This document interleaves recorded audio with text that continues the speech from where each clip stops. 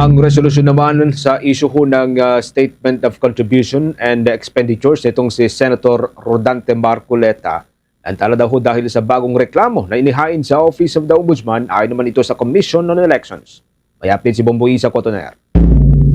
Inihayag ng Commission on Elections na nagkaroon ng ilang komplikasyon sa paglabas ng resolusyon kaugnay sa kaso ni Senator Rodante Marcoleta tungkol sa umano'y hindi tugmang impormasyon sa kanyang Statement of Contribution and Expenditures o SOSE.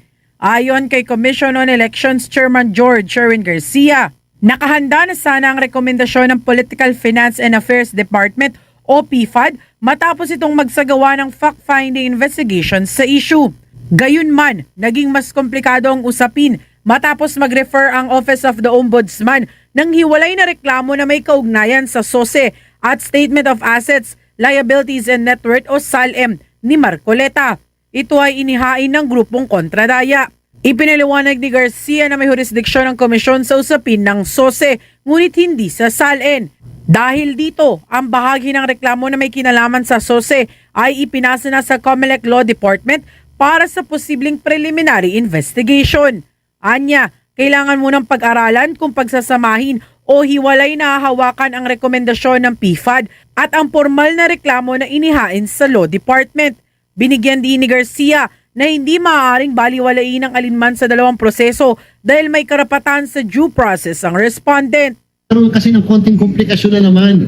Sapagkat kung isang araw lamang po, ang COMELEC ay nakatanggap ng referral mula sa Office of the Ombudsman na kung saan may nag-file po kasi pala doon sa Office of the Ombudsman patungkol sa SOSE at saka doon sa SALN. Pag SALN, wala akong jurisdiction si COMELEC. Pag SOSE, may jurisdiction po si COMELEC. At ito po yung natanggap ng opisina namin na kung saan nire-refer sa amin yung issue ng SOSE na naka-refer naman ngayon sa Law Department.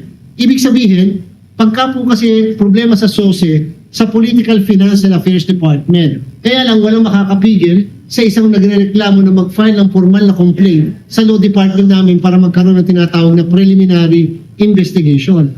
Matatandaan na hayagang sinabi ni Marcoleta na may natanggap siyang mga donasyon mula sa mga kaibigan, ngunit hindi niya ito idineklara dahil nais umano ng mga ito na manatiling anonymous. Iginiit din ng senador na natanggap niya ang mga donasyon bago pa magsimula ang opisyal na campaign period.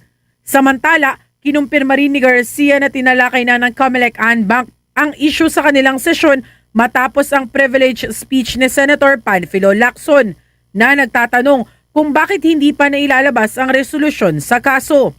Tiniyak naman ng poll body na nagsisikap silang makapaglabas ng desisyon sa lalong madaling panahon dahil sa interes ng publiko sa nasabing usapin.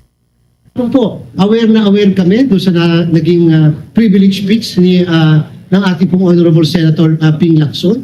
At aware din po kami sa naman naging diskusyon o debate pagkatapos po ng naturang speech na yan. In fact po, ongoing yung NBank ngayon at yun po yung aming tinatalakay. We have to come up immediately with a disposition sapagkat alam po namin yung interest involved by the public dito sa issue. Mula sa lungsod ng Maynila, ito si Bombo Isa Cotoner and this is Bombo Radio Philippines. The number one and most trusted source of news and information, Basta Radio Bombo. For the most trusted source of news and information, visit our website at www.bomboradio.com. Follow us on Bombo Radio mobile app, Facebook, YouTube, TikTok, and X, formerly Twitter. Like, share, and stay connected. Anytime, anywhere.